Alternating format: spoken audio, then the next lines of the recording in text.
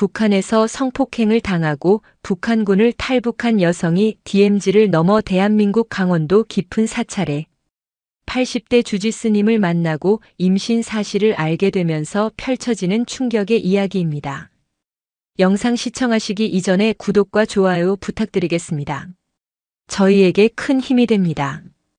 2005년 초여름 북녘 땅 강원도 최전방 어느 산악부대의 공기는 유난히도 무겁고 살벌했습니다. 21살의 박선화는 오늘도 새벽부터 해 진녘까지 이어지는 고된 훈련과 작업에 지쳐 막사 뒤편 후미진 곳에서 홀로 가쁜 숨을 몰아쉬고 있었습니다. 그녀의 여린 몸에는 성한 곳이 거의 없었습니다.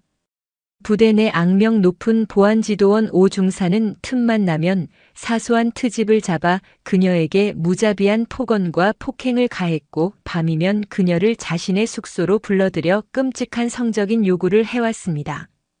선화는 매일 밤 죽음보다 더한 치욕과 공포 속에서 몸부림쳤지만 벗어날 방법은 없어 보였습니다. 선화가 이 지옥 같은 곳에 오게 된 것은 불과 반년 전이었습니다.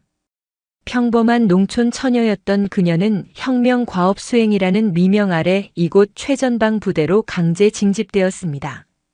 처음에는 조국을 위해 헌신한다는 자부심도 있었지만 현실은 참혹했습니다. 인간 이하의 취급과 끊임없는 폭력 그리고 희망 없는 미래만이 그녀를 기다리고 있었습니다. 그녀는 몇 번이고 탈영을 생각했지만 북에 남겨진 병든 부모님과 어린 동생들 생각에 차마 발길을 뗄 수가 없었습니다. 그러던 어느 날 선화는 자신의 몸에 이상한 변화가 일어나고 있음을 감지했습니다. 계속되는 헛구역질과 어지럼증, 그리고 무엇보다 생리가 끊긴 지 2달이 넘어가고 있었습니다. 불길한 예감에 휩싸인 그녀는 부대 내 유일하게 마음을 터놓고 의지하던 나이 지긋한 의무병 할머니를 찾아갔고 그곳에서 자신이 임신 3개월이라는 청천벽력 같은 사실을 알게 되었습니다. 아이의 아버지는 생각하고 싶지도 않은 악몽, 바로 오중사였습니다. 선화는 하늘이 무너지는 듯한 절망감에 그 자리에 주저앉아 한참을 울었습니다. 이 아이를 어떻게 해야 할까? 이 지옥에서 아이를 낳아 기를 수는 없었습니다. 하지만 그렇다고 소중한 생명을 지울 수도 없었습니다. 바로 그때 의무병 할머니가 선화의 손을 꼭 잡으며 낮은 목소리로 속삭였습니다. 선화야, 이대로 있다가는 너도 뱃속의 아이도 모두 위험해진다. 여기서 벗어나야 한다. 남쪽으로 가거라. 그곳에 가면 어쩌면 살 길이 있을지도 모른다. 할머니는 자신의 딸이 몇 해 전 탈북하여 남쪽에 정착했다는 이야기를 들려주며 선화에게 탈출할 용기를 북돋아 주었습니다. 그녀는 자신이 알고 있는 비밀 탈출 경로와 약간의 비상금을 선화에게 건네주며 이것이 내가 너에게 해줄 수 있는 전부다. 부디 살아서 내 아이와 함께 행복하게 살아다오. 라며 눈물로 그녀를 배웅했습니다. 선화는 할머니의 따뜻한 마음과 희생에 목이 메어 아무 말도 할 수 없었습니다. 그녀는 뱃속의 아이를 위해서라도 그리고 자신을 위해 모든 것을 걸었던 할머니를 위해서라도 반드시 살아남아야 한다고 굳게 다짐했습니다. 탈북을 결심한 선화 앞에는 겹겹의 철조망과 지뢰밭 그리고 삼엄한 경계병력이라는 죽음의 장벽만이 놓여 있었습니다. 하지만 그녀에게는 두려움보다 더 큰 절망과 분노, 그리고 뱃속의 아이를 지켜야 한다는 절박함이 있었습니다. 그녀는 며칠 동안 밤잠을 설치며 치밀하게 탈출 계획을 세웠습니다. 의무병 할머니가 알려준 대로 부대 내 지형과 경계 근무 시간을 꼼꼼히 파악했고 비상식량으로 먹을 만한 것들을 조금씩 숨겨 모았습니다. 그녀의 탈출 계획에 결정적인 도움을 준 것은 뜻밖의 인물이었습니다. 바로 평소 그녀를 못마땅하게 여기며 괴롭혔던 한 상급 병사였습니다.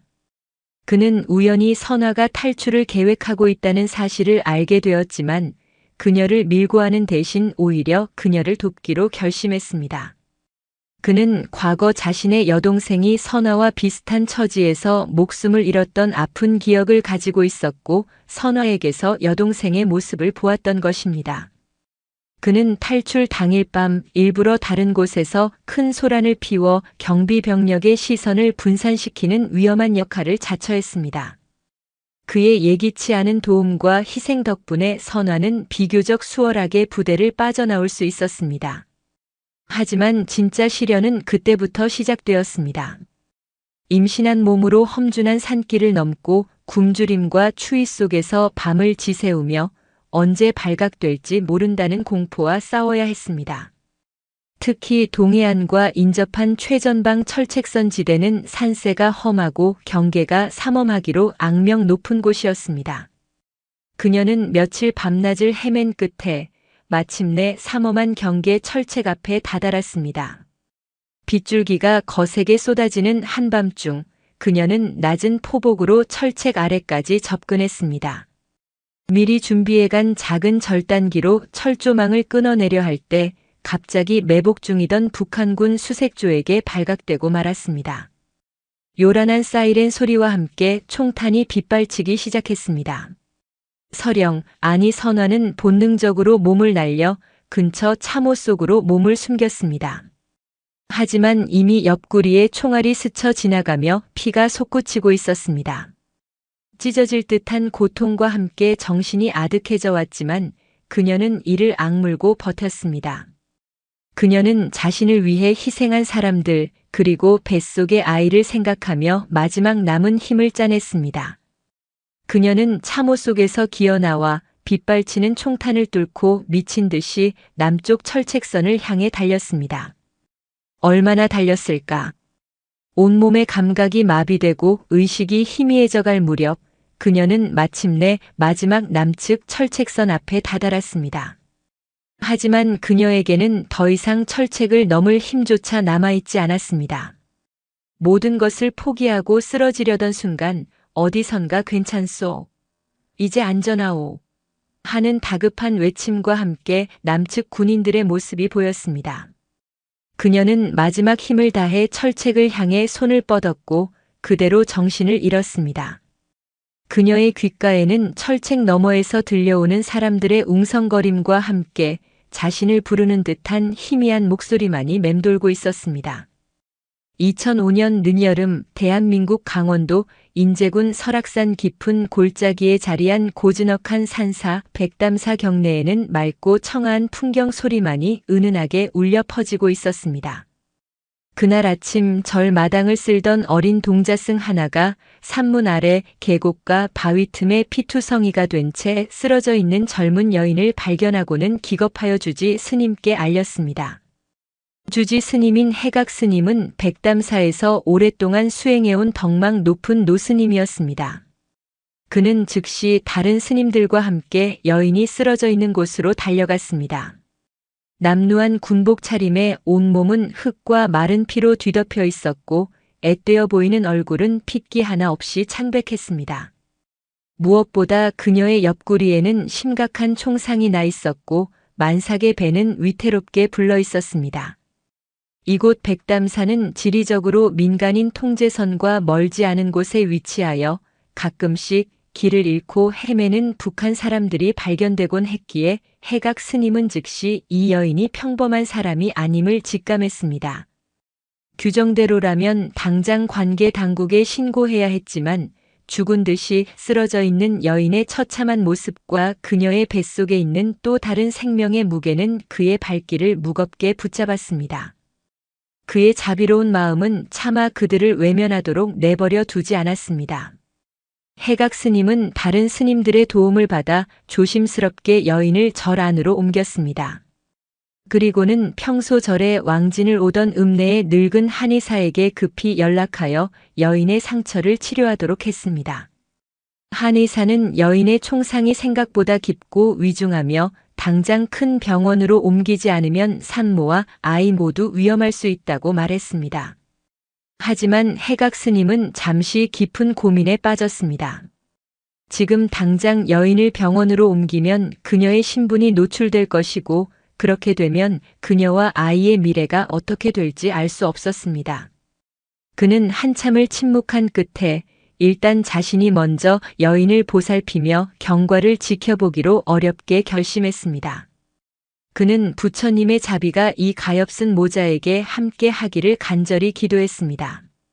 며칠 동안 백담사의 모든 스님들은 밤낮으로 번갈아가며 여인을 정성껏 간호했습니다. 그들은 따뜻한 미음과 약초 달인 물을 조금씩 떠먹였고 깨끗한 물수건으로 그녀의 몸을 닦아주었습니다. 어린 동자승들은 매일 아침 일찍 일어나 뒷산 약수터에서 맑은 물을 길어왔고 공양간의 보살들은 그녀를 위해 특별히 영양가 있는 음식을 만들어 날랐습니다. 그들의 지극정성 어린 보살핌 덕분이었을까 아니면 부처님의 가피였을까? 여인은 며칠 만에 기적적으로 의식을 되찾았습니다. 자신이 누구인지 여기가 어디인지 기억하지 못하고 혼란스러워하는 여인에게 해각 스님은 부드러운 목소리로 말했습니다. 아가, 정신이 좀 드는구나. 여긴 안전한 곳이니 아무 걱정 말아라. 우리는 너를 해치려는 사람들이 아니다. 그저 너와 내 뱃속의 아기가 무사하기만을 바랄 뿐이다. 그의 따뜻한 눈빛과 자비로운 음성에 여인은 조금씩 안정을 찾아갔습니다. 그리고 얼마 후 그녀는 건강한 사내 아이를 순산했습니다. 아이의 우렁찬 첫울음이 고요한 산사에 울려 퍼지던 순간 해각 스님을 비롯한 모든 스님들은 감격의 눈물을 흘리며 두 손 모아 부처님께 감사 기도를 올렸습니다. 아이의 이름은 세상의 모든 번뇌를 벗어나 부처님의 지혜처럼 밝고 맑게 자라라는 의미에서 명진이라 지어주었습니다. 설악산 깊은 골짜기 부처님의 자비로운 품 안에서 한 상처 입은 영혼과 새로운 생명은 그렇게 기적처럼 새로운 희망을 맞이하고 있었습니다. 백담사에서 아들 명진이를 낳은 후 박선화의 몸은 스님들의 정성 어린 보살핌 속에서 빠르게 회복되어 갔습니다. 하지만 그녀의 마음속 깊은 곳에 자리 잡은 상처와 트라우마는 쉽게 아물지 않았습니다. 그녀는 여전히 밤이면 악몽에 시달렸고 낯선 사람을 보면 극도의 경계심을 드러내곤 했습니다. 특히 아들 명진이를 볼 때면 아이의 아버지이자 자신을 그토록 괴롭혔던 오중사의 얼굴이 떠올라 몸서리치며 괴로워했습니다. 그녀는 자신이 과연 이 아이를 온전히 사랑하고 좋은 엄마가 될 수 있을지 자신이 없었습니다. 그런 선화의 아픔을 누구보다 잘 이해하고 안타까워했던 사람은 바로 해각주지 스님이었습니다. 그는 선화에게 결코 과거를 묻거나 섣부른 위로를 건네지 않았습니다. 대신 그는 매일 아침 선화와 함께 고즈넉한 산사경내를 산책하며 자연의 아름다움과 불교의 지혜로운 가르침을 통해 그녀의 상처 입은 마음을 어루만져 주려 노력했습니다. 그는 선화에게 선화야, 과거는 이미 지나간 바람과 같은 것이니 너무 얽매이지 말거라. 중요한 것은 지금 이 순간 너와 내 아들 명진이가 함께 살아 숨쉬고 있다는 사실이다. 그리고 명진이는 너에게 주어진 가장 큰 축복이자 희망이란다. 아이를 통해 너는 다시 사랑하는 법을 배우고 세상의 아름다움을 발견하게 될 것이다. 라며 따뜻한 격려와 가르침을 주었습니다. 주지 스님의 가르침과 백담사의 평화로운 분위기, 그리고 여러 스님들과 동자승들의 따뜻한 관심 속에서 선화에 얼어붙었던 마음은 아주 조금씩 녹아내리기 시작했습니다. 그녀는 아침 일찍 일어나 스님들과 함께 예불에 참여하고 낮에는 공양간 일을 돕거나 텃밭을 가꾸며 소박한 일상의 소중함을 깨달아갔습니다. 특히 어린 동자승들의 해맑은 웃음소리와 천진난만한 모습은 그녀에게 큰 위안과 기쁨을 주었습니다. 그들은 선화를 명진이 엄마라 부르며 스스럼 없이 따랐고 선화 역시 그들을 친동생처럼 아끼고 보살펴 주었습니다. 그녀는 동자승들에게 글을 가르쳐 주기도 하고 자신이 알고 있는 북녘의 노래를 불러주기도 하며 즐거운 시간을 보냈습니다. 가장 큰 변화는 아들 명진이를 대하는 그녀의 태도였습니다. 처음에는 아이를 볼 때마다 죄책감과 혼란스러움에 괴로워했지만 시간이 흐르면서 그녀는 명진이의 해맑은 눈망울 속에서 오직 순수한 생명의 경이로움만을 발견하게 되었습니다. 그녀는 명진이를 품에 안고 젖을 물리며 이 아이만큼은 세상의 어떤 더러움에도 물들지 않고 밝고 건강하게 키워내리라 굳게 다짐했습니다. 그녀의 마음속에 깊이 자리 잡고 있던 증오와 절망은 어느새 아들을 향한 뜨거운 모성애로 바뀌어 있었습니다. 그러던 어느 날 선화의 신분을 알게 된 관계 당국에서 사람들이 백담사를 찾아왔습니다. 그들은 선화와 명진이를 하나원으로 보내 정착 교육을 받도록 조치하려 했습니다. 갑작스러운 이별 앞에서 선화와 스님들 그리고 동자승들은 모두 눈물을 흘리며 아쉬워했지만 해각주지 스님은 선화에게 선화야, 이제 내가 세상 속으로 나아가 새로운 삶을 시작할 때가 되었다. 부디 용기를 잃지 말고 명진이와 함께 꿋꿋하게 살아가거라. 부처님의 자비가 늘 너와 함께 할 것이다. 라며 마지막까지 그녀를 격려해 주었습니다. 선화는 주지 스님과 모든 스님들 그리고 동자승들에게 큰 절을 올리고 아들 명진이의 손을 잡고 새로운 세상을 향한 발걸음을 내디뎠습니다. 설악산 백담사에서의 시간은 비록 짧았지만 그녀에게는 평생 잊지 못할 마음의 고향이자 새로운 삶의 출발점이 되어 주었습니다. 하나원에서 몇 달간의 정착 교육을 마치고 나온 박선화와 아들 명진이는 정부에서 마련해준 강원도 화천의 한 작은 임대 아파트에 새로운 보금자리를 꾸렸습니다. 하지만 낯선 땅에서의 홀로서기는 생각보다 훨씬 더 외롭고 힘들었습니다. 선화는 아들 명진이를 키우기 위해 닥치는 대로 일을 해야 했지만 탈북 여성이라는 꼬리표와 어린아이를 가진 미혼모라는 현실은 그녀에게 좀처럼 일자리를 허락하지 않았습니다. 그녀는 식당 허드렛일, 공장 단순 노동, 농사일 품앗이 등 가리지 않고 일을 했지만 생활은 늘 쪼들렸고 밤이면 밀려드는 외로움과 불안감에 잠 못 이루는 날이 많았습니다. 그러던 중 그녀는 우연히 지역신문에서 화천군 농업기술센터에서 귀농귀촌 희망자를 위한 교육 프로그램을 운영한다는 광고를 보게 되었습니다. 그녀는 백담사에서의 셔츠 차림으로 텃밭을 가꾸었던 경험과 북에서 농부의 딸로 자랐던 기억을 떠올리며 농사일이라면 자신도 잘 해낼 수 있을 것이라는 작은 희망을 품게 되었습니다. 그녀는 망설임 없이 교육 프로그램에 참여했고 그곳에서 운명적인 만남을 갖게 되었습니다. 바로 화천에서 대규모 친환경 농장을 운영하며 젊은 귀농인들의 멘토 역할을 하고 있던 한태수 당시 30대 후반라는 청년 농부였습니다. 태수는 원래 서울에서 잘 나가는 회사원이었지만 도시 생활에 염증을 느끼고 몇 해 전 귀농하여 성공적으로 정착한 인물이었습니다. 그는 처음에는 수줍음 많고 말수가 적은 선화에게 별다른 관심을 두지 않았지만 교육 과정에서 보여준 그녀의 성실함과 농사일에 대한 남다른 열정, 그리고 아들 명진이를 향한 깊은 모성애에 점차 마음이 끌리기 시작했습니다. 그는 선화에게 농사 기술뿐만 아니라 남한 사회에 적응하는 데 필요한 여러 가지 조언을 아끼지 않았고 틈틈이 그녀와 명진이를 자신의 농장에 초대하여 함께 시간을 보내기도 했습니다.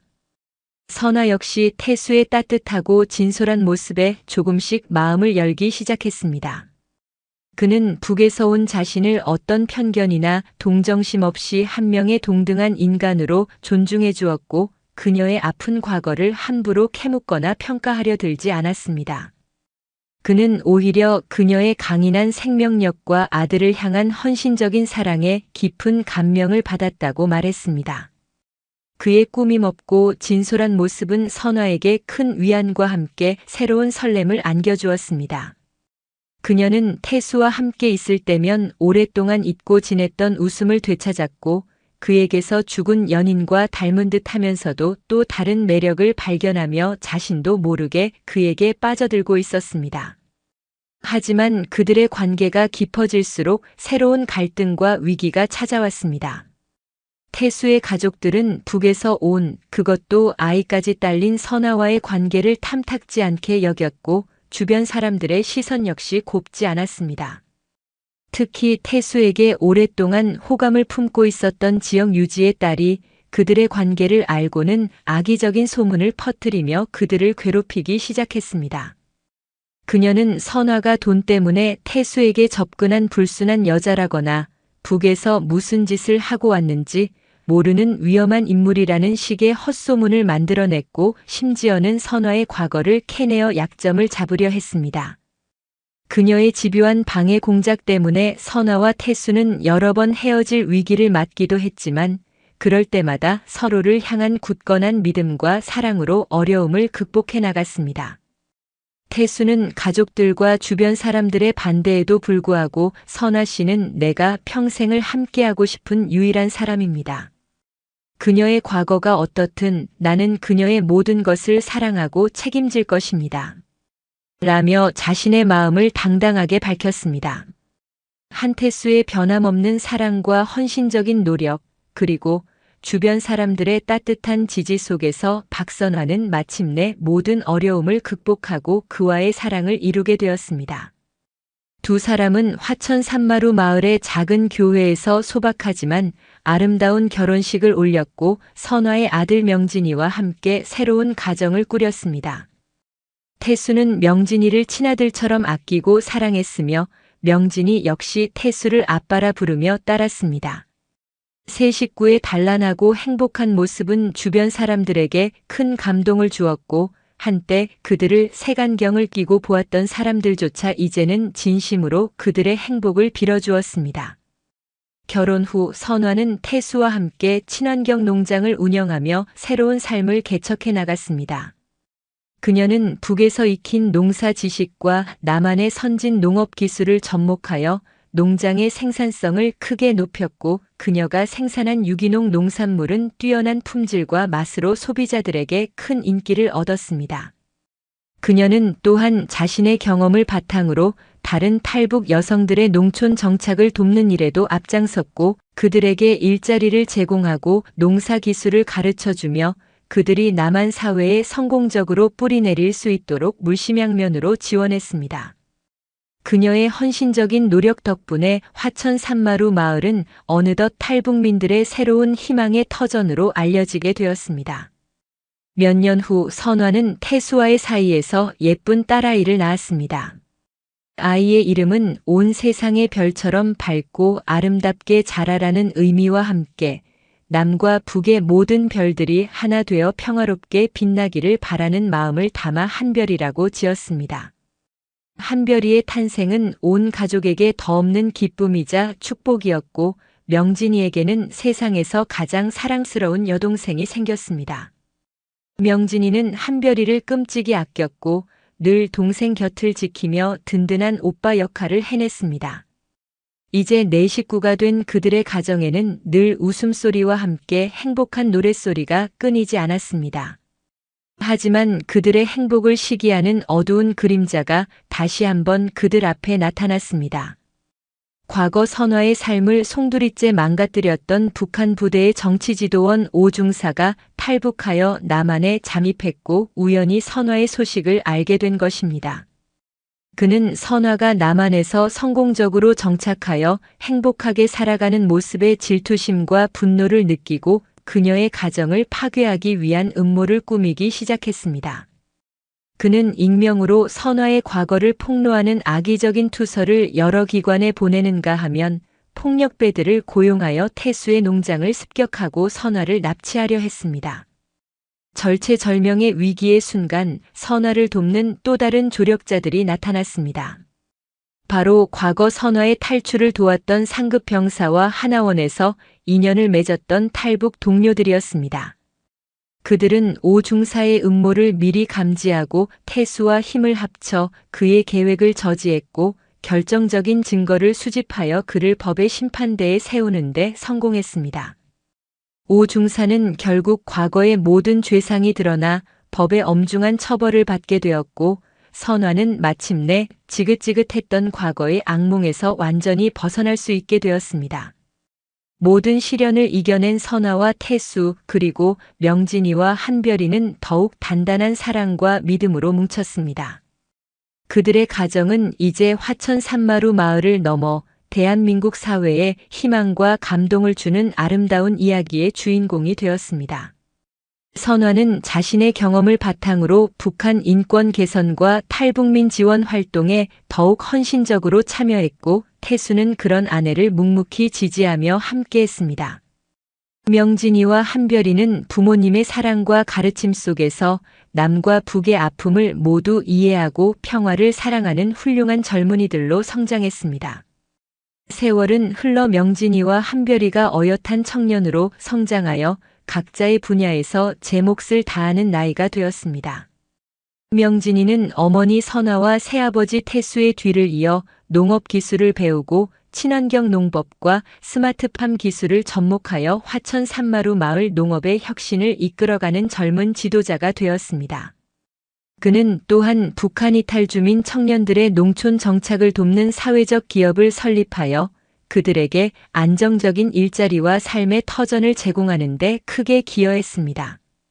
한별이는 어머니 선화의 예술적 감성과 아버지 태수의 따뜻한 마음을 물려받아 국제구호단체에서 일하며 전 세계 분쟁 지역의 여성과 아동들을 돕는 인도주의 활동가가 되었습니다. 그녀는 종종 어머니와 함께 북한 인권 개선을 위한 국제회의에 참석하여 목소리를 높였고, 그녀의 열정적이고 진솔한 연설은 많은 사람들에게 깊은 감동과 영감을 주었습니다.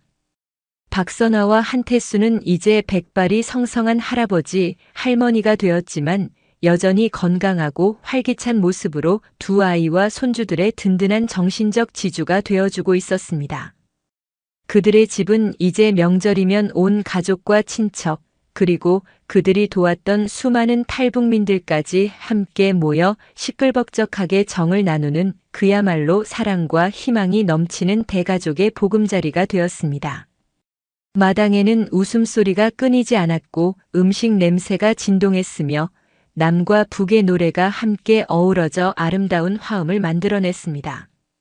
어느덧 통일의 그날이 가까워지고 있다는 희망적인 소식들이 들려오던 해, 가을, 화천 산마루 마을에서는 특별한 잔치가 열렸습니다. 바로 박선화 여사의 자서전 출판 기념회와 함께 그녀가 평생을 바쳐 이룩한 탈북민 지원 사업의 성과를 축하하는 자리였습니다. 그 자리에는 정부 관계자들과 수많은 언론인, 그리고 그녀에게 도움을 받았던 수백 명의 탈북민들이 참석하여 그녀의 위대한 삶과 헌신에 아낌없는 박수와 찬사를 보냈습니다. 단상에 오른 선화는 감격에 겨워 한동안 말을 잇지 못했습니다. 그녀는 눈물을 글썽이며 자신을 도와준 모든 사람들에게 진심 어린 감사의 인사를 전했고, 특히 먼저 간 의무병 할머니와 상급병사 그리고 이름 모를 수많은 조력자들의 희생을 기리며 그들의 넋을 위로했습니다. 그리고 마지막으로 그녀는 이렇게 말했습니다.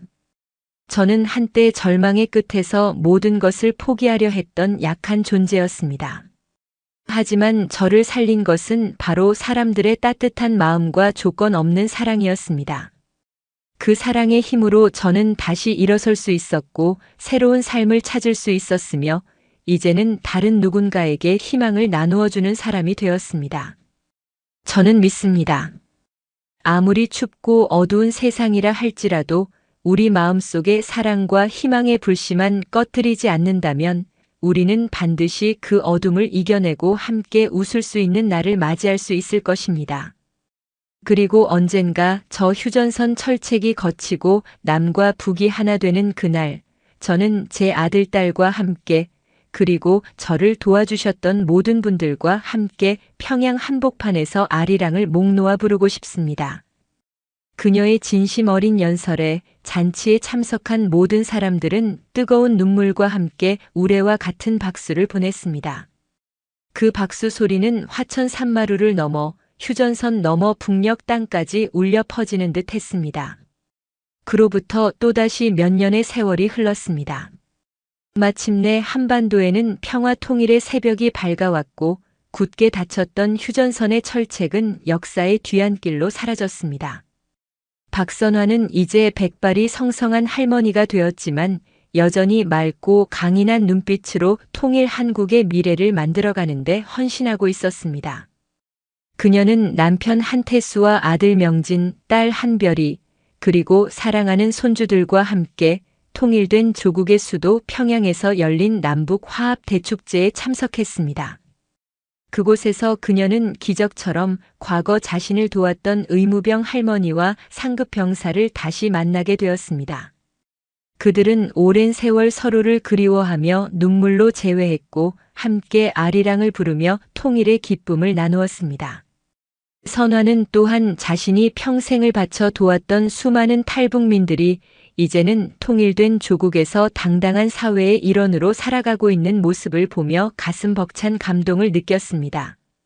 축제가 끝나고 돌아오는 길 선화는 가족들과 함께 평양 시내가 한눈에 내려다 보이는 모란봉에 올랐습니다. 저 멀리 대동강 푸른 물결이 유유히 흐르고 있었고 사람들의 얼굴에는 희망과 웃음이 가득했습니다. 그녀는 조용히 눈을 감고 먼저 간 친구 은하와 이름 모를 수많은 희생자들의 넋을 위로했습니다. 그리고 자신에게 주어진 이 모든 삶과 행복에 다시 한번 깊이 감사했습니다. 그때 어디선가 한 쌍의 두루미가 우아한 날갯짓을 하며 푸른 하늘 높이 날아올랐습니다. 마치 새로운 시대의 희망과 평화를 상징하듯 두루미는 평양 하늘을 자유롭게 선회하다가 저 멀리 남쪽을 향해 날아갔습니다.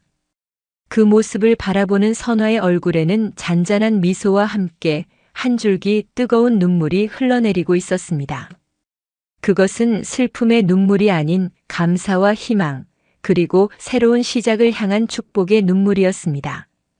두루미는 다시 날았습니다. 그리고 그들의 이야기는 이제 막 새로운 장을 시작하고 있었습니다. 통일 한국의 감격스러운 축제가 끝나고 며칠 후 박선화는 남편 한태수와 아들 명진, 딸 한별이와 함께 조용히 강원도 인제 땅 설악산 깊은 골짜기에 자리한 백담사를 찾았습니다.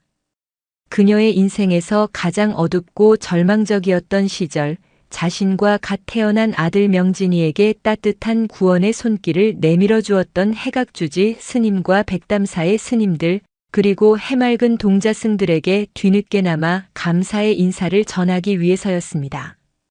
세월은 흘렀지만 백담사는 여전히 맑고 청아한 풍경 소리와 함께 고즈넉한 산사의 풍경을 그대로 간직하고 있었습니다. 선화의 마음은 수십 년 전 처음 이곳에 발을 디뎠을 때처럼 설렘과 함께 경건함으로 가득 찼습니다. 그녀는 떨리는 손으로 산문 현판 아래 합장하고 조심스럽게 경내로 들어섰습니다. 해각주지 스님은 이제 백발이 성성하고 허리가 많이 굽었지만 여전히 맑고 깊은 눈빛으로 선화와 그녀의 가족들을 맞이해 주었습니다.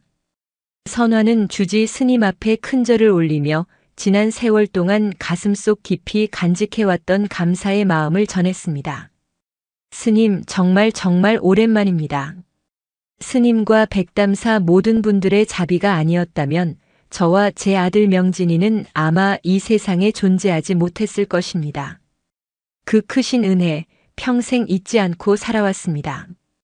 이제야 이렇게 찾아뵙게 되어 정말 죄송하고 또 감사합니다. 그녀의 목소리는 감격에 겨워 떨리고 있었고 눈가에는 어느새 뜨거운 눈물이 맺혔습니다. 해각 스님은 그런 선화의 손을 따뜻하게 잡아주며 잔잔한 미소로 화답했습니다. 선화보살, 어서 오시오. 그동안 얼마나 많은 풍파를 겪었을꼬. 이렇게 건강하고 훌륭한 가족들과 함께 다시 찾아주니 내가 오히려 감사하오. 명진이도 그리고 새로 얻은 따님 한별이도 참으로 대견하게 잘 자랐구려. 그는 마치 오랜만에 만난 친딸과 손주들을 대하듯 선화의 가족들을 따뜻하게 품어주었습니다. 그날 선화와 태수 그리고 명진이와 한별이는 백담사에서 하룻밤을 묵으며 해각 스님과 밤늦도록 이야기를 나누었습니다. 선화는 자신이 남한 땅에서 겪었던 수많은 우여곡절과 시련 그리고 그것을 이겨내고 마침내 이룬 행복에 대해 담담하게 털어놓았습니다. 해각 스님은 그녀의 이야기에 때로는 함께 안타까워하고 때로는 함께 기뻐하며 그녀의 용기와 지혜에 아낌없는 칭찬과 격려를 보내주었습니다. 그는 또한 명진이와 한별이에게 부처님의 가르침과 인생의 지혜를 담은 따뜻한 법문을 들려주었고 아이들은 스님의 말씀 하나하나를 마음속 깊이 새기며 고개를 끄덕였습니다. 다음 날 아침 선화의 가족들이 백담사를 떠나려 할 때 해각 스님은 손수 만든 작은 목각 인형 2개를 명진이와 한별이에게 선물로 주었습니다. 이것은 고난 속에서도 희망을 잃지 않고 서로를 아끼며 살아가라는 의미를 담은 인형이란다. 부디 이 하레비 스님의 마음을 잊지 말고 세상의 빛과 소금이 되는 훌륭한 사람으로 자라다오. 그의 목소리는 낮고 잔잔했지만 그 안에는 아이들의 미래를 축복하는 깊은 사랑과 간절한 염원이 담겨 있었습니다. 선화는 해각 스님과 백담사의 모든 스님들, 그리고 이제는 훌쩍 자라 청년이 된 옛 동자승들에게 다시 한번 큰 절을 올리고 아쉬운 작별 인사를 고했습니다. 산문 밖까지 따라 나와 배웅하는 해각 스님의 주름진 얼굴에는 따뜻한 미소와 함께 한 줄기 쓸쓸한 눈물이 흐르고 있었습니다. 그는 멀어져 가는 선화의 가족들을 향해 오랫동안 합장한 채 그들의 앞날을 축원해 주었습니다. 백담사를 내려오는 길 선화는 문득 수십 년 전 처음 이곳에 왔던 날을 떠올렸습니다. 절망과 공포 속에서 발견했던 작은 희망의 불씨, 그리고 자신을 따뜻하게 품어주었던 부처님의 자비와 스님들의 온정. 그 모든 것이 있었기에 지금의 자신이 존재할 수 있다는 사실을 다시 한번 가슴 깊이 깨달았습니다. 그녀는 해각 스님이 남긴 마지막 가르침 모든 것은 마음먹기에 달렸으니 늘 감사하는 마음으로 세상을 밝히는 등불이 되어라. 는 말씀을 평생의 좌우명으로 삼고 살아가리라 다짐했습니다. 설악산의 맑은 계곡물 소리와 청아한 풍경 소리가 그녀의 귓가에 영원히 지워지지 않을 산사의 메아리처럼 울려 퍼지고 있었습니다. 그리고 그 메아리는 그녀의 남은 살 동안 그리고 그녀의 아이들과 손주들에게까지 이어져 세상의 모든 어둠을 밝히는 따뜻한 사랑과 희망의 노래로 영원히 계속될 것입니다. 두루미는 다시 날았고 그 날갯짓은 이제 더 넓고 평화로운 하늘을 향해 힘차게 뻗어나갈 것이었습니다. 오늘도 시청해 주셔서 감사합니다. 영상이 즐거우셨다면 구독과 좋아요 부탁드리겠습니다.